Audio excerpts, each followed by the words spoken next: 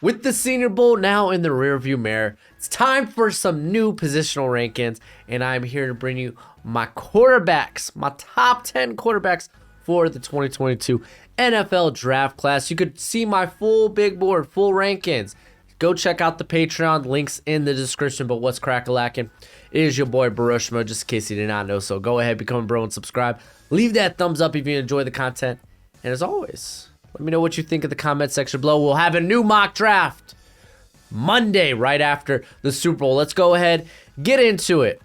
Jack Coan coming in here at number 10. And you might be like, what? And I'll be like, yeah. I don't believe 10 quarterbacks will be drafted in this class, because you're looking at a guy like Coan, who I really do think is draftable. He's got a decent skill set to be a pretty good backup in the league. I mean, you're literally staring at other guys here like Brock Purdy, Jace Gabbers, or Garbers. Like, it's just not a good quarterback class. But what does Jack Coan bring to the table? Well, originally transferred from Wisconsin, found a lot of success this season with Notre Dame, leading them to 11-2 record. Actually having a 5-touchdown performance in the bowl game against Oklahoma State, where they lost. This guy's got really good short to intermediate accuracy. Like, he's got pinpoint, throws lasers. It's just he's got a below average arm. He just doesn't have much arm strength. He's not very mobile. He's more of a guy that's going to be a good decision maker, and he's going to operate your offense efficiently. But don't ask him to do much more than that. He's a guy that'll just try to get the ball into the hands of his playmakers, let them make plays. It's purely what he is. I mean, dude, if Sam Ehlinger, Ian Book could go in the 4th, Jack Coan could go in the 7th. I'm just saying. Number 9, I got Akeel Glass at Alabama A&M. I thought he actually had a pretty darn good NFLPA bowl. Like, he showed a big arm. He showed good accuracy. The ball did come out a bit wobbly. I wish he had a bit tighter of a spiral. But it's fine. He's been outstanding for the past 2 years for the Bulldogs, throwing for over 4,800 yards, 51 touchdowns. He actually puts pretty good touch on the ball downfield. He's got decent zip. I feel like he could throw with a lot more. Like, I don't think he could, I don't think over the middle or in the intermediate, maybe towards the sideline, he could really throw those, like, tight window passes. Not positive, but haven't really seen it. Didn't really see it at the NFLPA Bowl either, but it's all right. He's got okay mobility, but he's just more comfortable just sitting in the pocket. He's shown he's willing to just, like, sit there, wait for the play to develop, go make a throw, and just take the hit. Like, he shows good pocket poise, man. It's just like anticipation for, like, what's going on around him. Like, he will sit there, sees the hit coming, like, all right, wait, gets rid of it last second. He's actually got a pretty quick release, but I don't know, man. He just don't got. I think he can be mobile. He just chooses not to be. You know, like how I woke up in the morning, saw that my coffee was a little burning. I chose not to take violence. Level of competition will be a concern. Looked good at the NFLPA Bowl, but to be honest, there's probably like maybe less than 10 guys that will actually maybe drafted in the NFL going in that bowl. But still, I thought he looked good. On to number 8, I got Caleb Eleby out of Western Michigan. Sample size is a big issue here. He's going to be coming in with less of a sample size than Davis Mills, but this guy has an NFL arm. He really does. His throwing motion, it could be a little long, but he has a quick release, and he can throw with a lot of zip. He can make passes to all levels of the field, and I think he actually throws a pretty good deep ball. I think from an accuracy standpoint, he's fairly solid. His ball placement, yes, can be a bit better. And I've said he throws with zip, or at least he can. But a lot of times he'll leave too much, like there's not a lot of touch. You know, he'll leave maybe a little bit too much air under a pass. Like I've seen it on multiple times on screen pass, dude. Like, or even just a swing out to the running back where, zip that out there so your playmaker out in the open space can make plays, and he just kind of lofts it up for no reason, and it's like, and like downfield, you see him put a little too much air under it, allowing the secondary to get back into the play. So there is that. Again, he doesn't have a lot of dropbacks to his name, only 781. But I think he does a good job of recognizing like pre-snap, recognizing blitz, and making adjustments. Like, I think that's pretty good. But when he is under pressure, when things do crumple around him, we've seen things get dicey. He has 18 turnover-worthy passes when under pressure. But man, the dude, he's like a plus athlete, but he's the guy that's capable of extending plays with his feet, but doesn't always. Like he's not gonna. I don't think he's gonna go off running for a first down, but I think he needs a better feel for the pocket. That'll come in time. Poise will come in time. This guy just needs more coaching, more reps. Like I said, really this year's, and I guess the shortened year last year, been the only about a time he's had under center. From this point, he's really just strictly a developmental prospect with the ability to be, I think, a pretty darn good passer in the league eventually. So got him here as a 6th rounder. Also, obviously, level of competition, playing there in at Western Michigan. And then Bailey Zappe coming here at number 7. I got an early day 3 grade on him. I liked that he came into the Senior Bowl and looked like, yeah, I could compete with these guys. I thought it was great. Transfer from Houston Baptist, ended up going to Western Kentucky, setting all kinds of records that Joe Burrow once had. Beautiful. Now, the arm, he has like a middling, maybe a below average arm. I thought his arm was decent, like watching it on tape. Like I was like, I think he can make, throws to all levels of the field. But you did see during the Senior Bowl, when he was like forced to get the ball out, he did come up short on a few. He kind of like skipped a few over the middle, but yeah. So I think it's just the arm there. It's gonna be like and he throws with a ton of confidence, maybe a bit too much confidence. Because the guy truly believes in his arm. And you know what? I like that. I like that type of moxie. But, like, at Western Kentucky, he was willing to throw into, like, not even tight windows, but closed, shut windows, double coverage. And we kind of saw that at the Senior Bowl, or at least during the Senior Bowl game. We kind of saw that same type of thing. But I think, I don't know. I don't really think it's a decision-making thing. I really think it's just, he just really believes in his arm to get the ball into his playmaker's hands. Maybe it is a decision-making thing. Maybe I'm giving him too much benefit of the doubt. But he did have 24 turnover-worthy plays last season, so kind of makes sense. Actually does take a big hit when he is on the run. Unfortunately, in that Senior Bowl game, he was on the run quite a bit. Offensive line was doing him no favors. He's just not a guy that's going to be able to make a off-platform throw, or at least one accurately. But I think he moves actually pretty well in the pocket.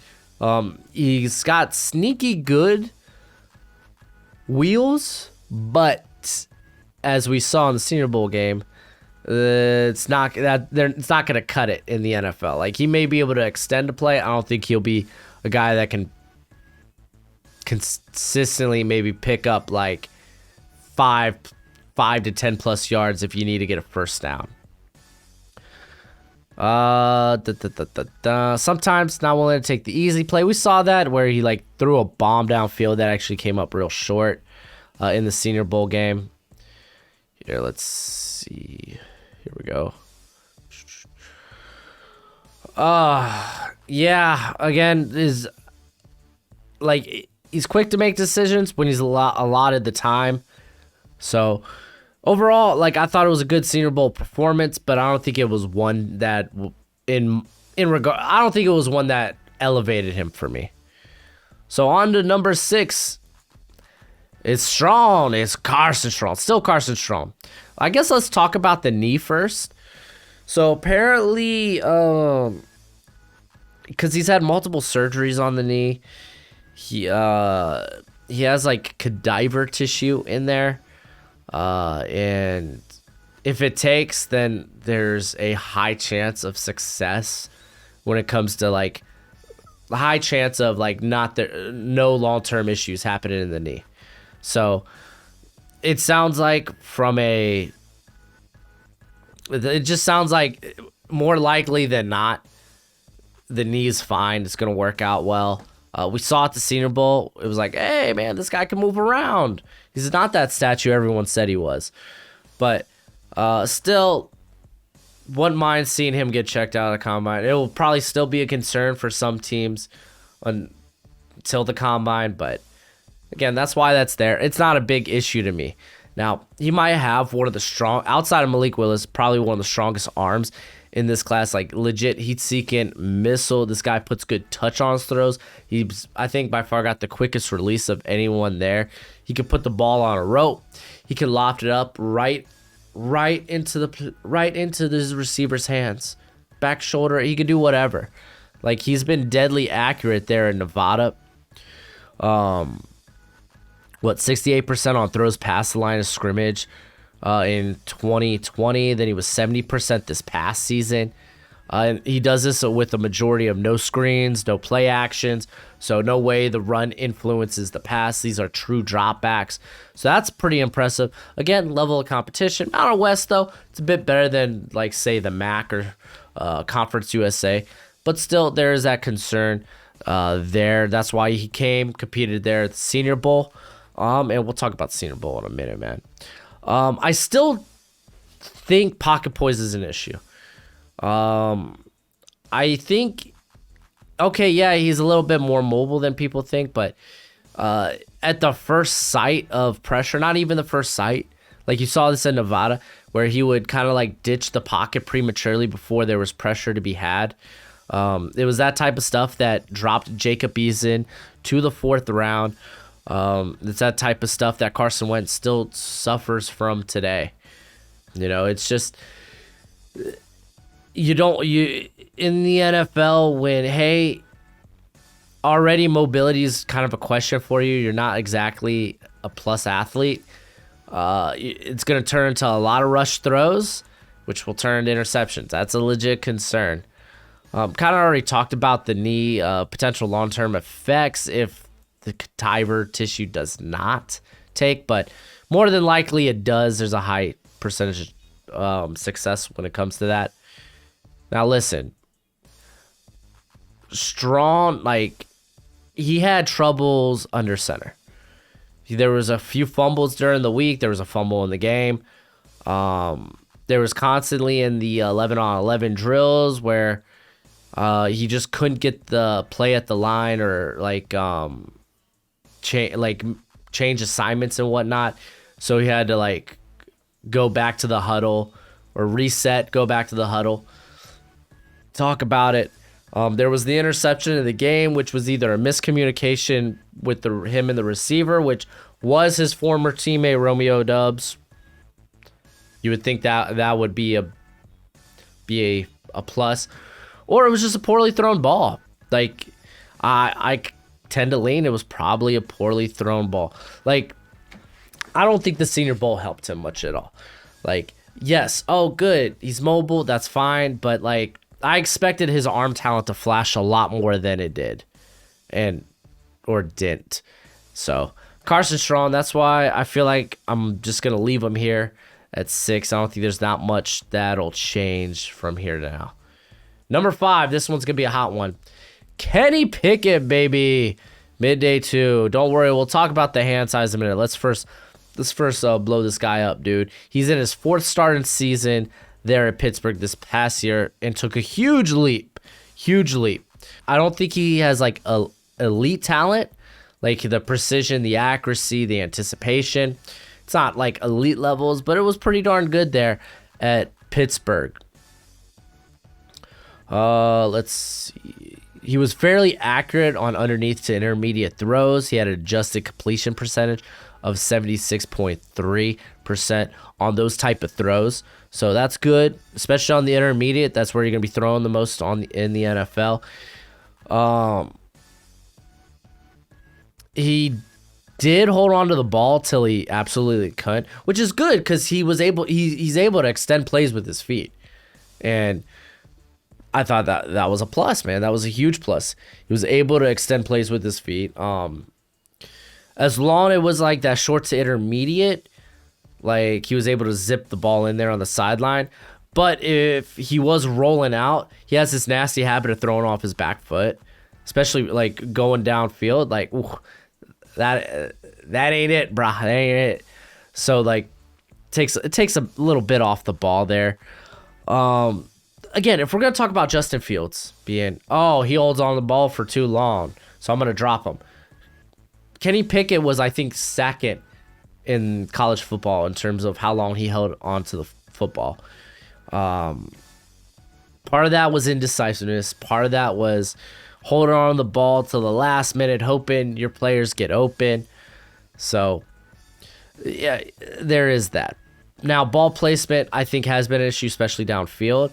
Even on the intermediate sometimes. Like, I talk about the Clemson game where it was like, there was a few plays where his receiver's going to the sideline and he kind of, like, throws it inside, like, away from the receiver.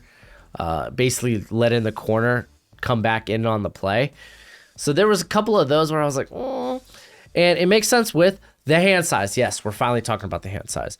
Listen, 8-inch hands, sub 9-inch hands. It's only, you talk about, well, what was Joe Burrow's? 9-inch hands. And guess what? It was a heck of a lot accurate, and he had a hell lot, like his anticipation was top notch. Kenny Pickett, he's not on that level. Only one other player during the modern NFL era has played with sub 9-inch hands. Michael Vick. Don't you tell me Kenny Pickett's Michael Vick. Two completely different level of athletes. And during the Senior Bowl, you could see this, dude. It was like, oh, well, okay, he had a muff snap, but it was pouring down rain. Yeah, weather's going to be an issue. And guess what? He normally wears 2 gloves on his hand. This week, he was only wearing one. Fumble snap. The ball still came out wobbly. I'm going to straight up. It looked like he had the weakest arm there. Like Bailey Zappe, a guy who it's like average, below average-ish arm.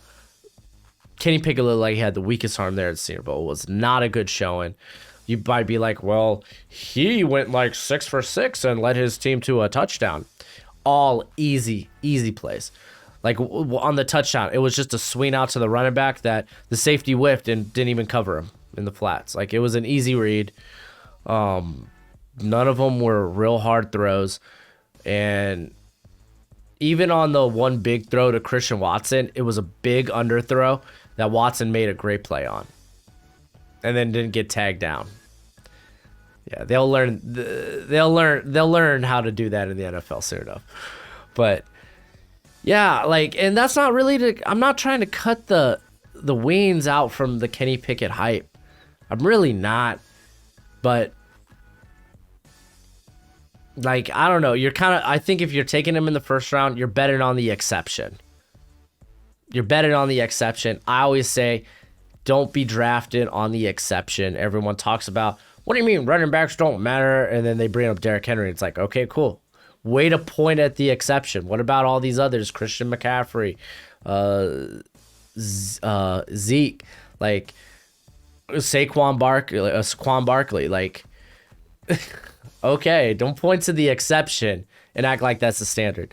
So, hey, Kenny Pickett could turn out to be a wonderful prospect. Like I said, I put it here, he's very pro-ready. Like, he does a phenomenal job under center. I actually do like how he attacks the intermediate, can extend plays well. He can occasionally pick up a first down with his feet if you need him to. So like between the hand size, how conservative he is with the football, and just again, this was a big leap. Keep in mind, like we have 2.5 seasons of mediocre start and play, and then he takes this big leap. Everyone tries to make, well, Burrow was a 1-year wonder.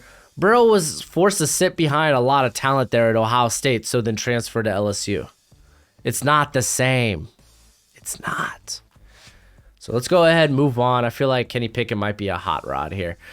Matt Corral, Ole Miss. Didn't give him a first-round grade. I still have a bit of concerns.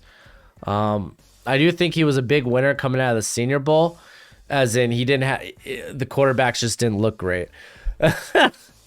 But Corral has an NFL arm. I think he shows good accuracy and anticipation on short to intermediate throws. And they're in Lane Kiffin's offense. You're not going to be asked to make a lot of reads. You typically have 1 to 2 reads. That's about it. But he did a good job this year, I think, and even the year before. Like I thought the consistency was a lot better. We talked about in 2020 where it was 6 interception game. Wow, 4 interception game. What the hell is going on? But he was a lot more consistent. He took care of the ball a lot better this season. He throws with a lot of zip, and everyone makes Sam Howell's just another Baker. I'm gonna be honest. Matt Corral's more Baker Mayfield than Sam Howell is.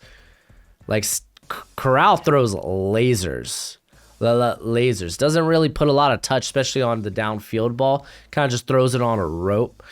The decision-making was by far a lot better this season. But I think you could tell he's a bit more conservative with the football. We saw it in the Alabama game. If that first read wasn't open, he'd hold on, take the sack. It wasn't great. He's got the escapability. He's a plus athlete, legit like a Houdini in the pocket.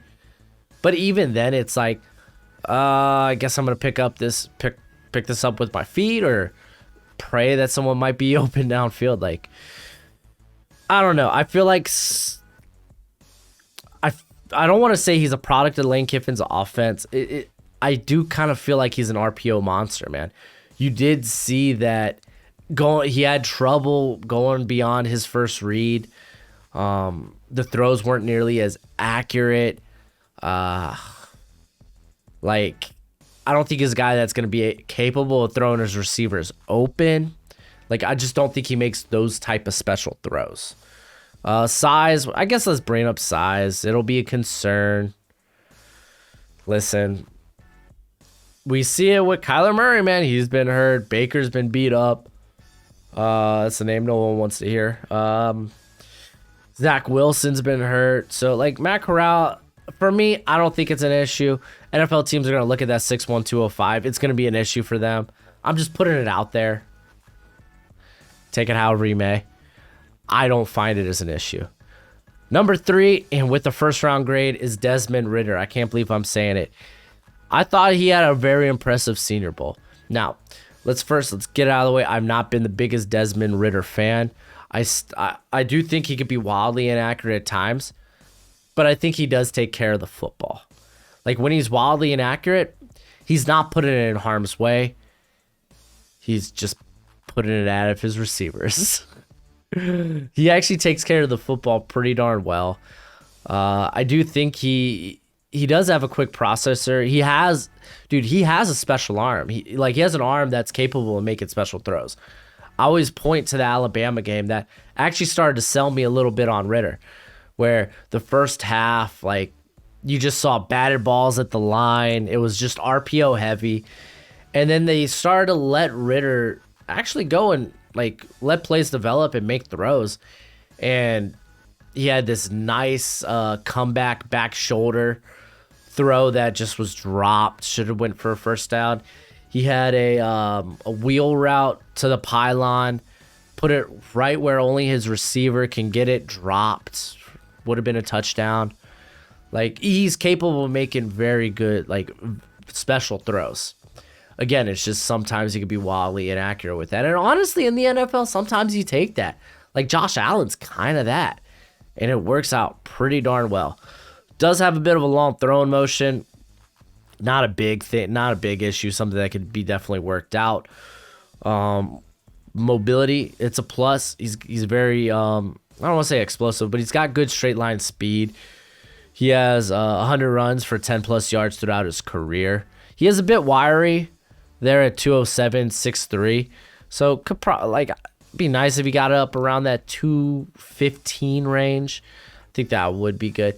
Not really pinpoint accuracy, but I think you're just going to have to live with that. When it comes to Ridder, that's something I'd expect to be better at this point in his career with this much starting experience. I think you're just going to have to live with it. That his accuracy could be hit or miss. And again, man, I thought the Senior Bowl, you saw that actually. You saw like he has good anticipation, and like day 3, he was on fire. Might have been the best looking quarterback on day 3. Had a good Senior Bowl game. I don't put too much stock into that. Typically, they're not going to ask the quarterbacks to make a lot of like special throws. You got a lot of basic based plays, so it's but Ridder had a good showing, man. He had a good showing. He's quarterback 3 for me. I'd be willing to take him at the back end of the first round. So yeah, good on Ridder. Quarterback number 2, Sam Howell. I love Sam Howell. You might be like, what? I thought this was your quarterback 1. Well, it is what it is. I hate the Baker Mayfield comparisons. Straight up. I think I'm actually going to tweet that out right after I'm done with this video, that Matt Corral's more Baker Mayfield than Sam Howell. Sam Howell throws with so much touch. He has one of the prettiest deep balls in this class. The guy's got elite arm talent. Really does. We saw the plus athleticism in the Senior Bowl because that offensive line was pretty bad and forced him to run for his life. So couldn't really tell, like, if you couldn't tell, like, you couldn't really blame his pocket poise on that line crumbling like that. He had 2 fumbles because his offensive line couldn't protect his blind side and couldn't hold a block for more than a second. But pocket poise was an issue back in North Carolina. Again, working with another bad offensive line. But it was an RPO-heavy offense. Typically, you're not asked to go through progressions in an RPO-heavy offense. But throughout the year, he was kind of forced to have to go through progressions. Have to make this offense a lot less RPO-heavy because they were playing from down a lot of the time. But I thought he improved in that area. Am I saying it's a strength at this point? No, by no means. Still has work to do in that regard, and still has to learn to work a bit more within structure, much like he did when he had those playmakers, like the previous years when he had a Daz Newsome, a De'Ami Brown, Javonte Williams, Michael Carter, when he had those playmakers, how he was able to work within the pocket, work within structure, because he could trust those guys to get open and get open quick. So I think he's definitely capable of it. It's just everything kind of didn't align this year for for Sam Howell. Poor offensive line, didn't have playmakers at the receiver position outside of downs. Like it was straight up, it was just rough.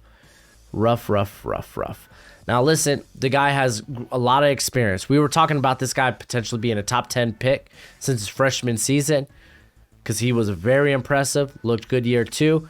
Year 3, lost a lot of experienced veterans, and yeah, I wouldn't even say that his play drastically decreased. Like a lot of times he's playing from behind because his defense was allowing like 30 plus points per game. So like there was a lot being asked of Matt Corral. I think he took that adversity well. He kept his team in ball games. He won a lot more games for this squad. Like, I think this North Carolina squad would have been like a 3 to 4 win team. Instead, they won like 7 games this past season. So I think they did a lot better. I think Sam Howell did a wonderful job. He's compact. He can shrug off contact. Like, he had 65 forced missed tackles. So close mobility, a guy that can pick up games with his feet. But I think you're not going to see those 100-yard rushing games from him anymore. Not in the NFL. But overall, quarterback 2, I'd be willing to spend a top 20 pick on him. And then we already know quarterback 1 is Malik Willis. Transfer from Auburn, playing there at Eleby. You got the elite arm strength. He throws with a lot of zip. Off-platform throws were freaking amazing. This dude can make a variety of different throws at different angles in terms of his arm. Like, the guy's got great arm talent. We already know about him as a runner. Let's talk about him as a runner, as an athlete, because people kind of sell him short. He had 90 force missed tackles. If you didn't know that, only one other player in all of college football had more at 92 force missed tackles, and it was Kenneth frickin' Walker. Don't tell me that he's not a special athlete. Don't tell me that he's not a special runner. Like, the dude was freaking amazing. We saw that in the Senior Bowl in terms of his rushing ability. Now, I thought he showed improved footwork. This year, improved mechanics, lower body mechanics. Still a work in progress, but we definitely saw the ball placement and the accuracy get a bit better in that regard. People talk about accuracy being an issue with him. I don't necessarily think that's true. I really don't necessarily think that's true. For me, it's, can he perform in structure? Because there was not a lot of structure there at Liberty, because believe it or not, the offensive line and the playmakers around him weren't that good. Like, his best playmaker was like 5'7". Like, come on, man. But can he perform in structure? Can he maneuver an NFL pocket? Or is he going to just kind of like bail? You're going to have questions about his pocket poise because he wasn't able to do that a lot at Liberty. Decision making, yes, he had a couple of awful games. Middle Tennessee, Louisiana Monroe in particular, they were like back-to-back weeks where he made there was a bad throw in the red zone that cost them the game. Decision making gonna be a question. Can that be something he can improve? I think so. I think a lot of that has to do with maybe he needs to use his eyes and his head better. He typically stares down his targets, so he needs to throw more eye candy to the secondary. Give it. Oh, you think I'm going this way. You know what I'm saying? So, why I said his lower body mechanics got better. Still doing that consistently. That'll be a work in progress. It'll come with time. Looked better this year. I think it'll look even better the next time we see him on a football field. But for this dude's got all the traits. An NFL team's going to be willing to take that and be like, all right, let's give it a shot, man. Can you turn this coal into a diamond? Because it's got that type of potential. That's Malik Willis. That's why everyone was raving about him at the Senior Bowl. He's got that type of arm talent, that athletic upside. He can be special. So that is my current quarterback rankings for the 2022 NFL Draft. Follow me all next week as I pump out the rest of my rankings. But until next time, you be easy, my friends. Later.